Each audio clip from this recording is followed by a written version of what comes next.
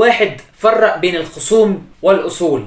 القاعدة دي هتلاقي معظم الناس ما يعرفوش الفرق بيناتهم، علشان كده بيعانوا ماليا وبيقعوا في الديون والفقر. الأصول هو كل ما يضع المال في جيبك، أو بمعنى آخر هو كل أنواع مصادر الدخل. أما الخصوم أو الالتزامات فهي الأشياء اللي بتخرج المال من جيبك، أو بمعنى آخر هي كل أنواع النفقات والمصاريف.